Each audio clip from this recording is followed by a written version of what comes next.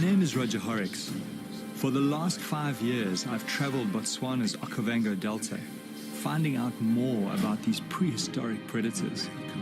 I've joined them underwater and discovered they are not just simplistic, ruthless killers. They are capable of an unsuspected tolerance. Now I want to test their ultimate acceptance by diving while they are feeding.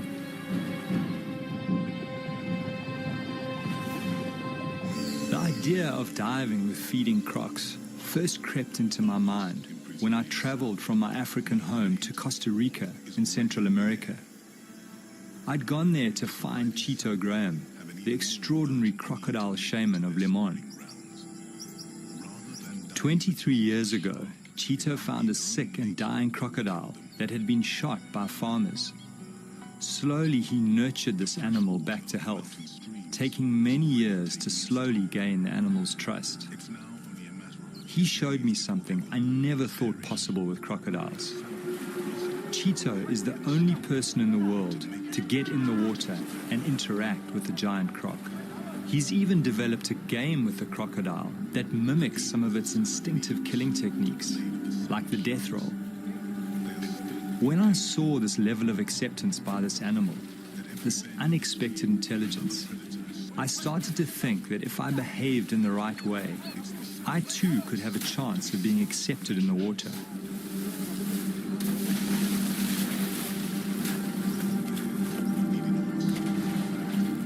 As I watched this man and this predator together, it forced me to rethink crocodile nature, and the seed was sown to set out on my quest. To attempt to dive, many think will be suicide.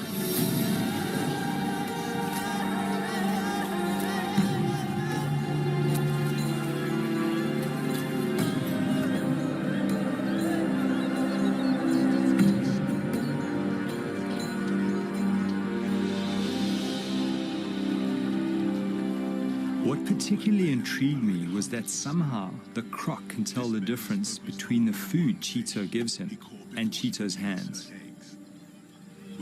To come out of this alive, I will need to prepare my mind very carefully.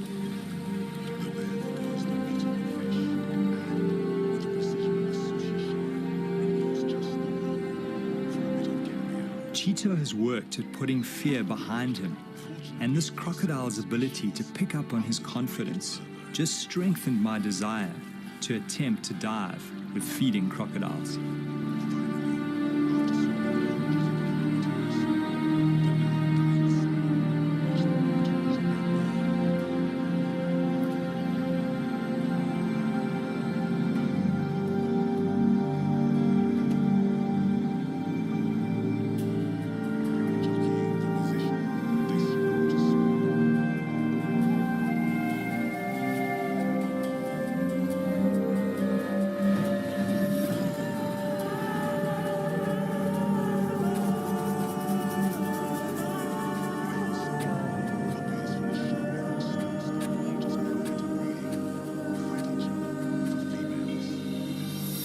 Every winter I return to my old diving ground, the Okavango Delta in southern Africa. In the swamp live some of the biggest and most aggressive crocodiles in the world. It's June, when the great flood brings the clear water. All my primal senses start to come alive as I prepare my mind and my body. Over and over, I'm at the feast, calm, unharmed.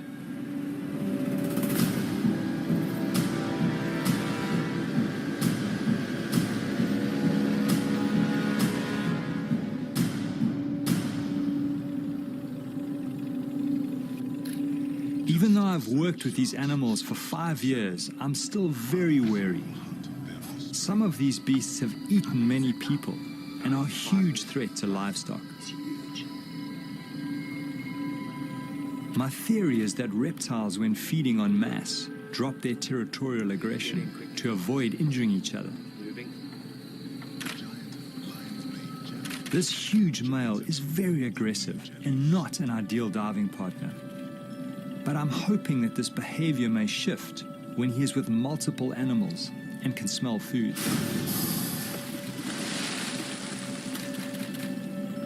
To really understand the dynamics and to see the way that these animals interact, you really need to go underwater, because that's really where it's all happening. Certainly up here in the panhandle.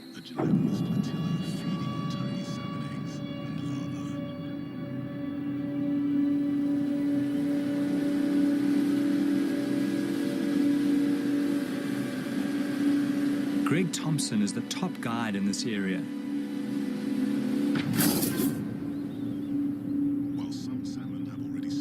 He has grown up with crocodiles, seen several animals and people being taken. I rely on his judgment to keep me alive, but this is new territory.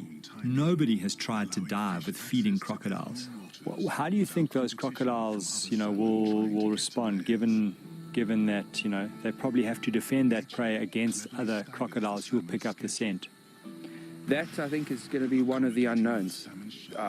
To be honest, I'm not 100% certain how they're going to react with something that's threatening their food. Certainly with other predators, they're very, very defensive around their food, around their prey species, something that they've killed. And crocodiles might very well be the same. Certainly a big aggressive male, at this time of the year, if he has got a meal, if he is hungry, I do believe he is going to defend it and be aggressive to anything that comes into that area, something that he thinks might be stealing his food. As human beings, we've just, we've evolved together with crocodiles, and we've evolved as one of their prey species. Human beings tend to settle near water. They need water for drinking, for washing, for all their sort of daily activities. So you're always going to have people close to their environment. He sees people as something that he can eat.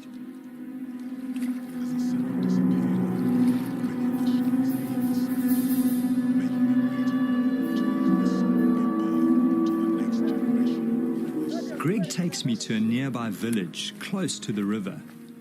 Here, two women, a mother and a daughter, had a terrifying encounter with a crocodile while collecting food and building material for their huts. Resi Sashuma lost both her arms. She has a young child to look after. Mother and daughter now live by weaving baskets with only one arm between them, somehow surviving against impossible odds. The croc that attacked them was only about 2 meters long, but very powerful.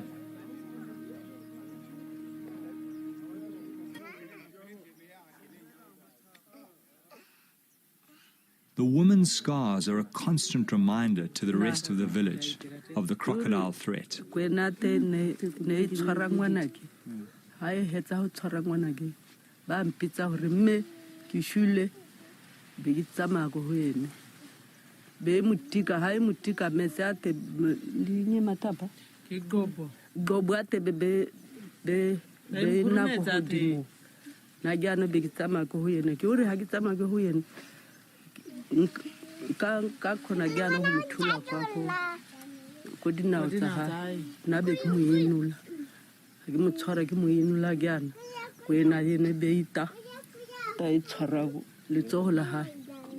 Their horrific story haunts me.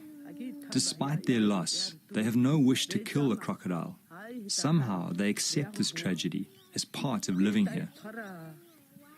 I wonder if only certain crocodiles attack people. I know that some crocodiles are more aggressive than others. Their personalities differ quite considerably. But there was only one way to find out. I go in search of the crocodile that attacked the woman.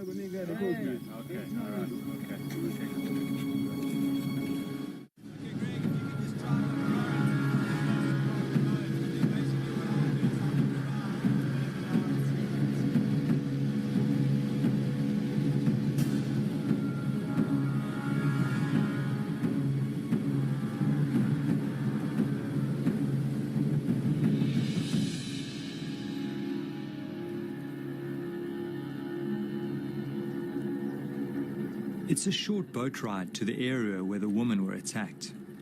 Crocodiles are territorial and so very likely to be in the same place.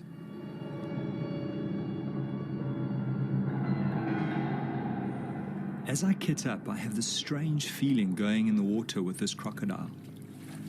I feel so sorry for the woman.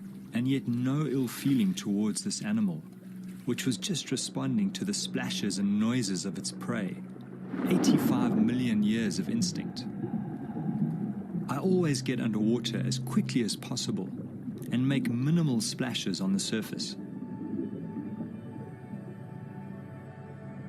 Fish are the main diet of crocodiles. They hunt them by letting them come close and grab them in a flash of speed. They hunt mostly at night in pitch darkness, using a sensory system that picks up vibration. That's why I move very slowly in the water, very deliberately. I need to move like a big crocodile.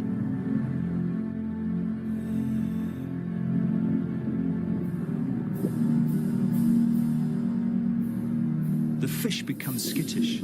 I sense a big predator close by. Knowing this is potentially a man-eater puts me on high alert. It disappears quickly under the papyrus into the maze of underwater tunnels.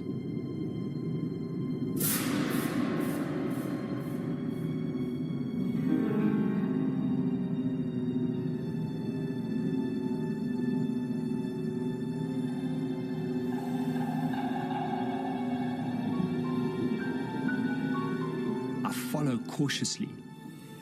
Some of these tunnels are kilometers long. Inside, there are big caves hollowed out by hippos and crocodiles where they take prey to soften for eating. The lurking croc distracts me as I move deeper into the maze. As I turn around to exit, there's that terrible feeling in my stomach. I'm confused. Everything looks different to my entry. I'm lost.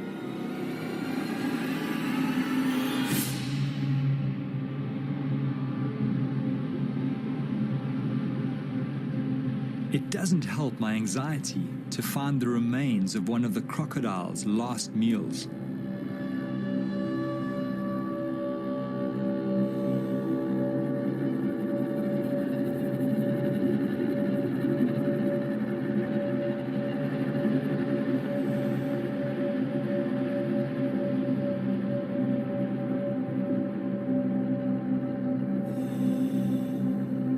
In the distance, I see a glimmer of light that I hope may lead to the main channel. I follow my instinct.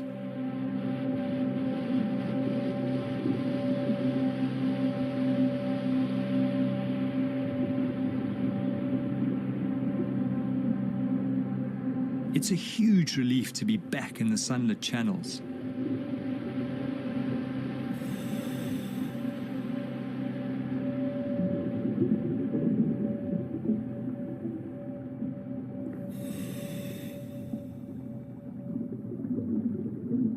I make my way slowly back to the boat. Suddenly, I glimpse a familiar texture amongst the river cabbage.